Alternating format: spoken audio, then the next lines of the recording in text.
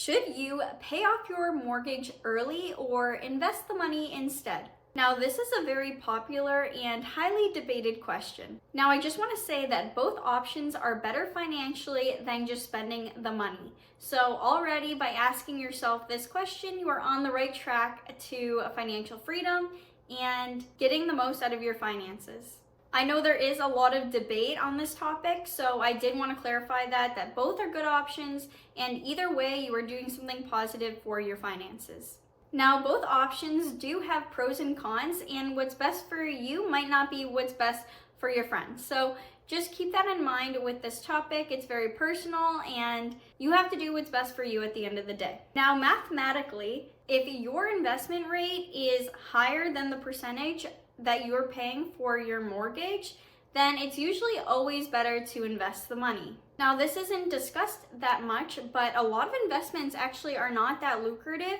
And if you're assuming that the return rate on your investment is a lot higher than it is, then it might not make sense for you to be investing rather than paying your mortgage.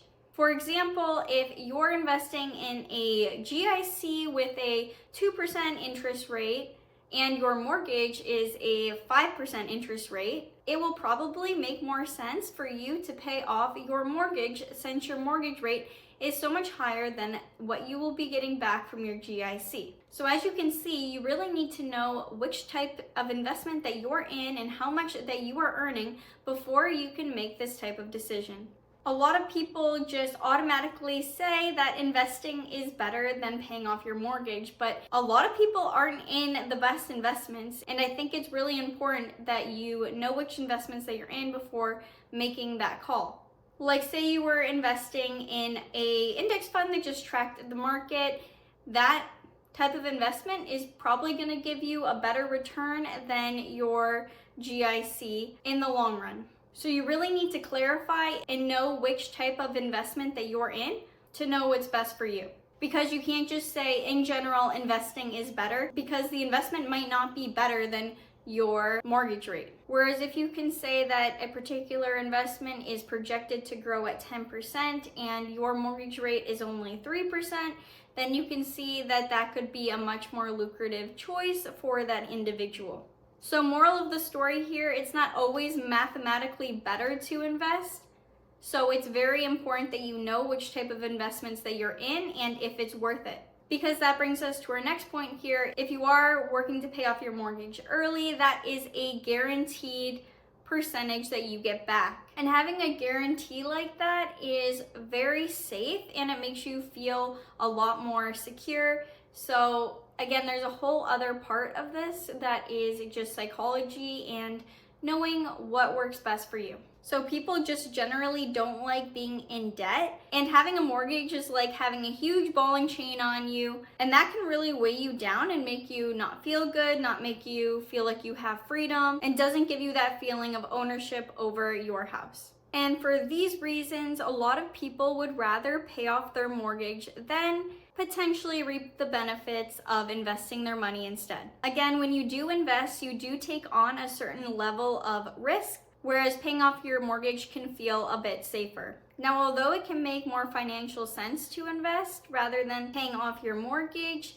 I think it's important to note that a lot, like most of the millionaires actually do not have a mortgage and did prioritize paying it off. So just keep that in mind as a cool tidbit of information, because I think there's a lot more going on here with psychology rather than mathematics, as well as the habits that you build to create a foundation for your life financially.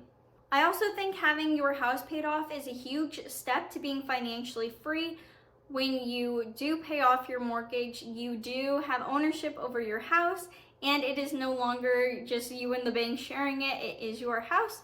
So that is a huge empowerment factor, as well as the freedom that you feel from not having a mortgage. Now, there are a couple ideas and strategies for paying off your mortgage or investing, so I did kind of want to go over that today. Just some ideas that you can think about if any of these make sense for you and if you want to incorporate them into your life.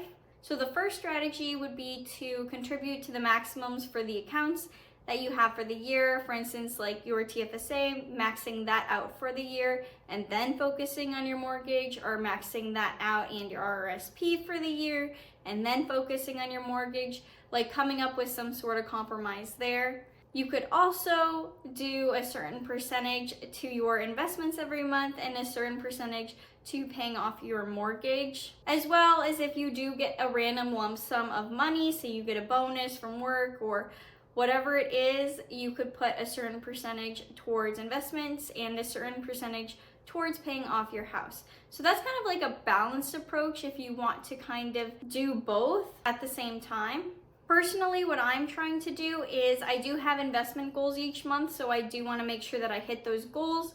But then if there is money left over, then I want to try to take some sort of balanced approach there and pay back the mortgage. And for me, I'm kind of even treating it kind of like a treat, like rather than maybe going out for dinner one night, we put $100 towards the mortgage, just something like that to keep the momentum going, but you're still prioritizing your investments. So that's kind of the route that I'm going. Again, everybody's going to be different and you will have to pick what's best for you. Just to reiterate that both of these options are good and better than just spending the money on things you don't need. So keep that in mind when you're making this decision, and everyone's gonna make it a bit differently. It's just important that you do what's best for yourself. So I hope this video helped give you some clarity on the situation and the different options that you have. Thanks for watching, and I'll see you next time. Bye.